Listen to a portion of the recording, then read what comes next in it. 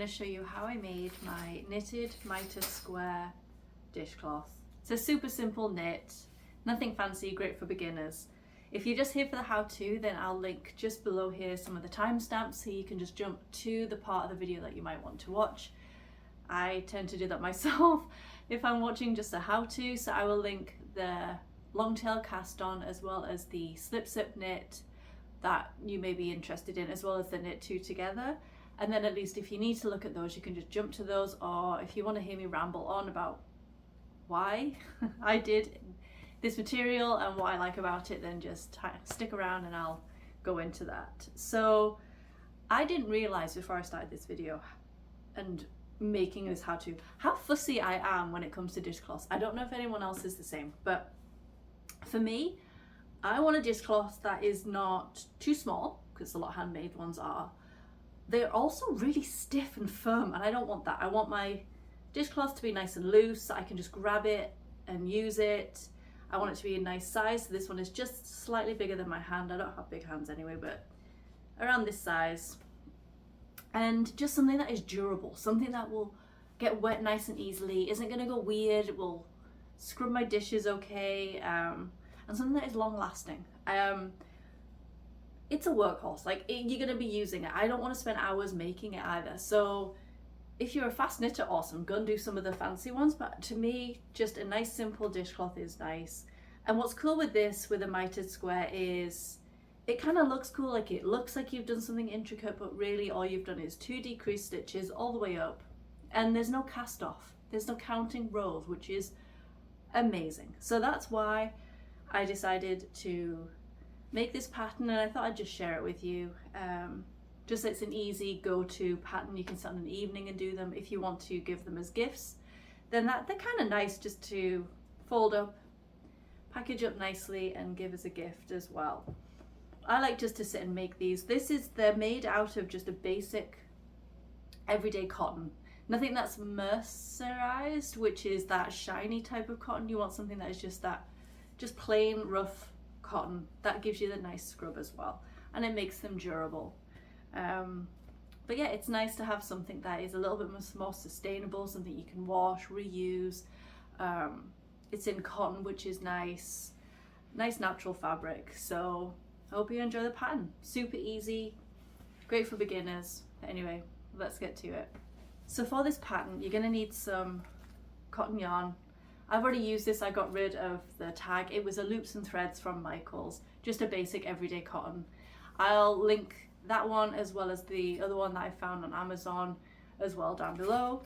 I also use these hoops as stitch markers. Again, I'll link these below.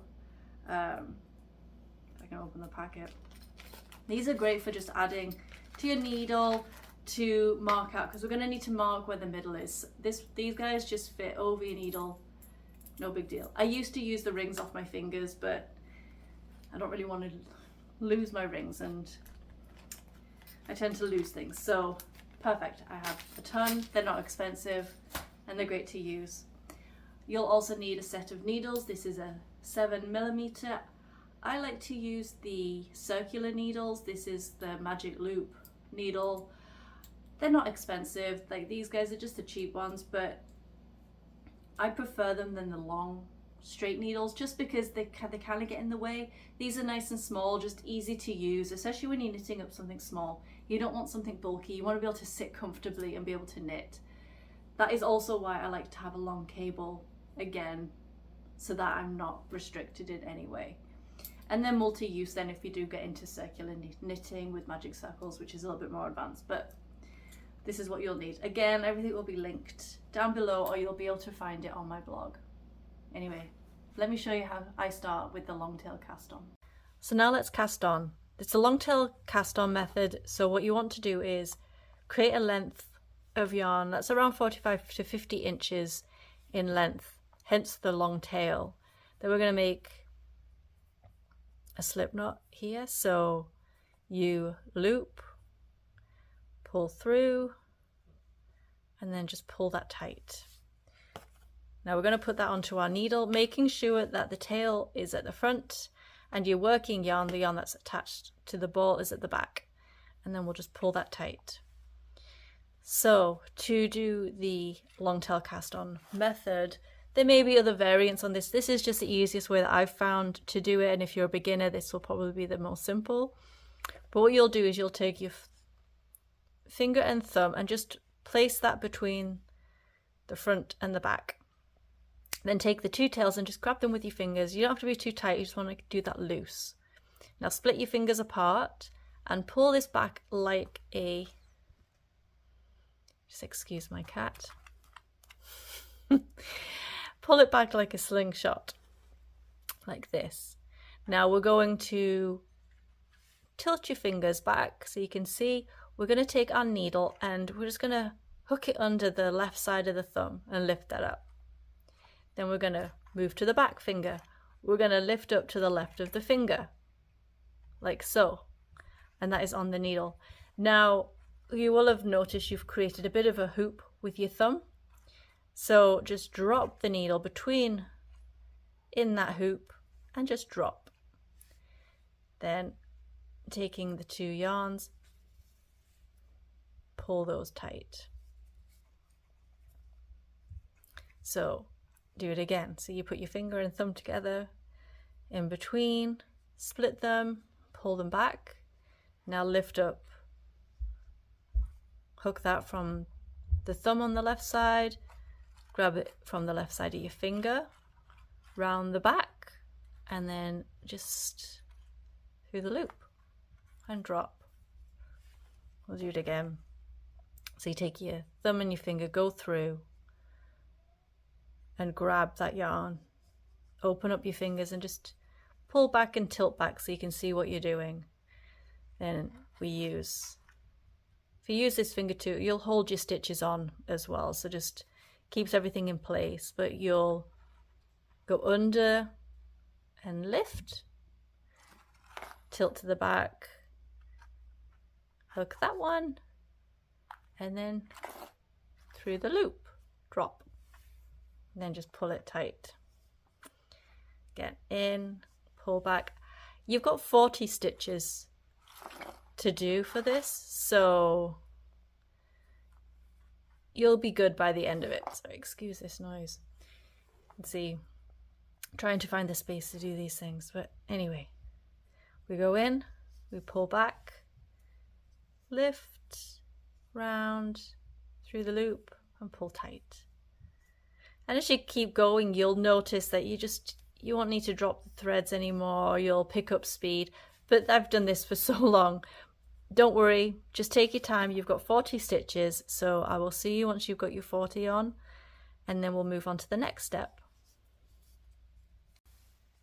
So now that you've cast on your 40 stitches like so, you'll notice that your tail will shrink quite considerably.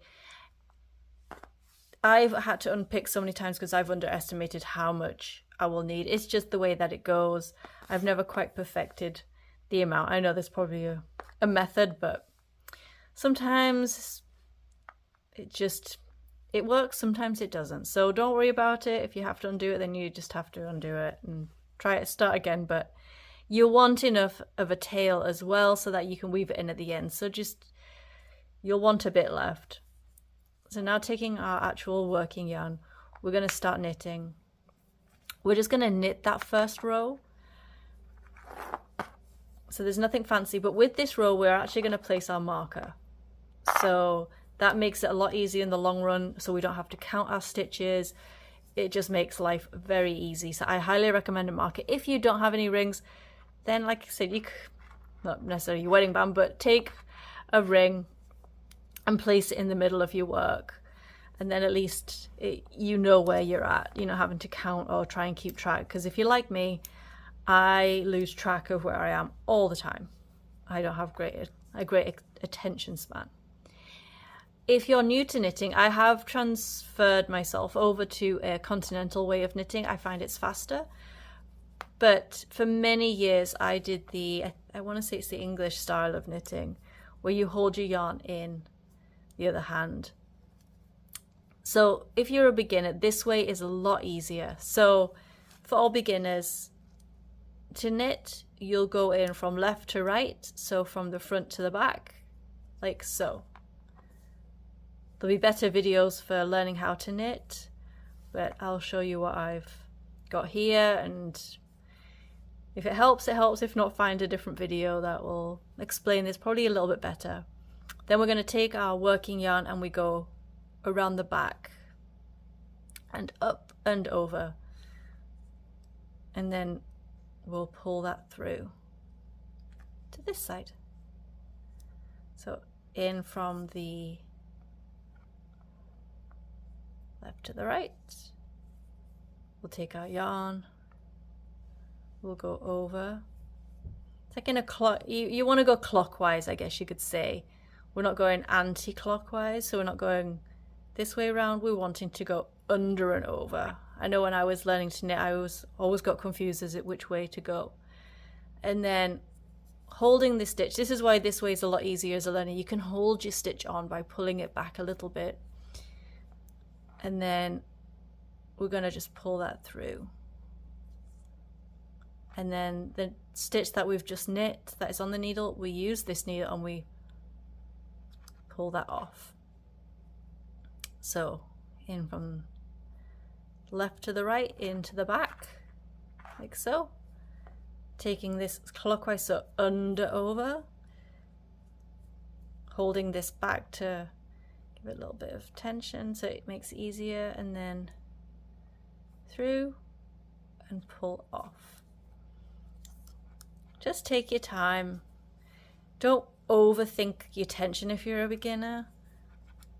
I know a lot of knitters talk about your tension and making sure it's all right. Sometimes it's just getting your technique down is the most important part. Just getting used to the feel of your needles,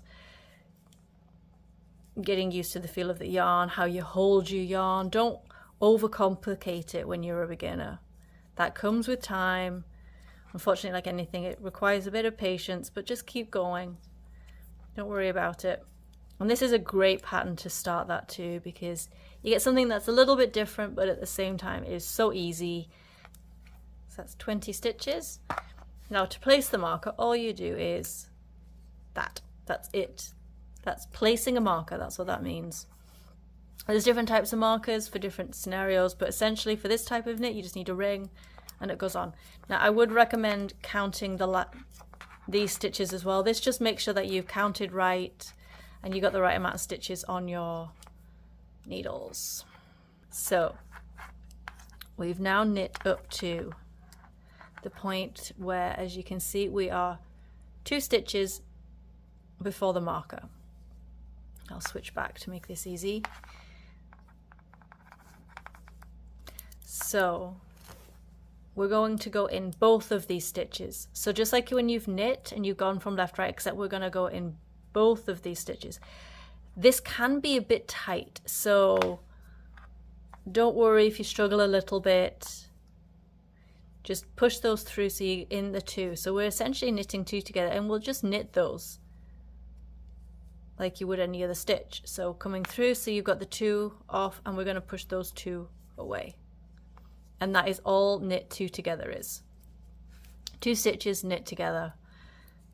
Then we're going to move our marker across to this side of the needle. Now we're going to decrease these 2 stitches. This is a different decrease. This is called a slip slip knit. So SSK. So a lot of times when you'll see slip, it'll be slip knitwise. There is slip purlwise, but don't, again, we're not going there. Slipping knitwise means we're going to take it as if we're going to knit it. So we go from left to right, except we don't knit it. We just put it onto this needle. So again, with this second stitch from left to right as if we're going to knit, but then we'll move it.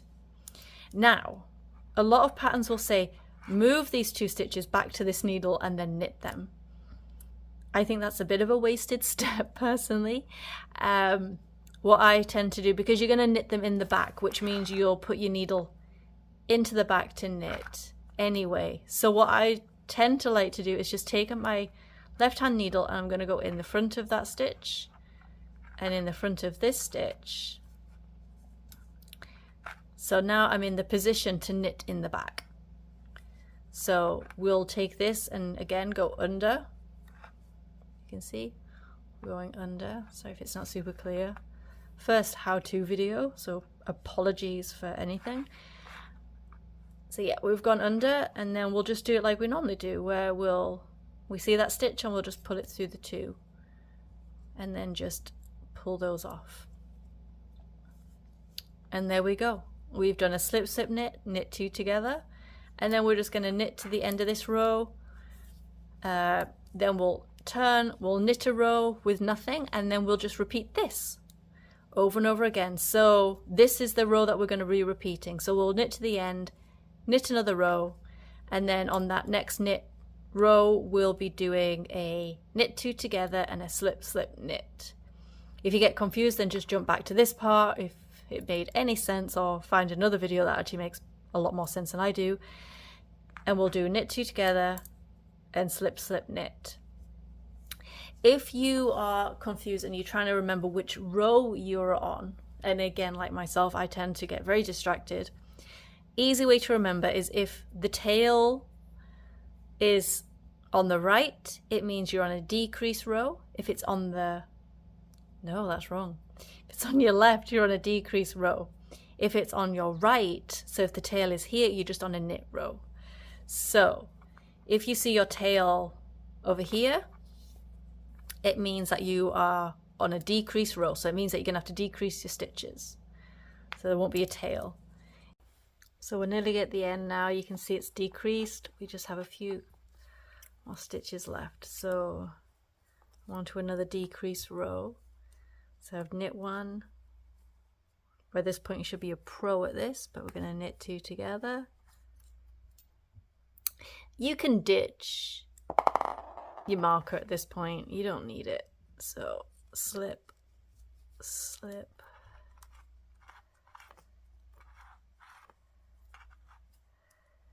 knit, and then knit the last.